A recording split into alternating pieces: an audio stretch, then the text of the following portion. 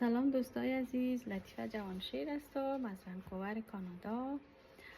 بعضی دوستا از من سوال کردن که این بزنس شامل کی ها میشه.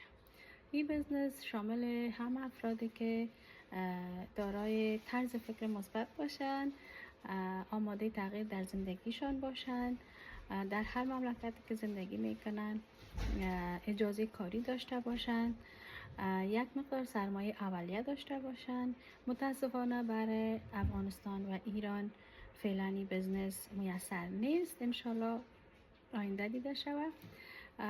و هر کی میخواد که در زندگی خود یک تغییر وارد کنه میتونه از این بزنس استفاده کنه. اگر سوال بیشتر دارین و میخواین بیشتر بیاموزین، لطفاً به وبسایت ما مراجعه کنین یا ایمیل آدرس تان همینجا بر ما بگذارین. شاد باشین.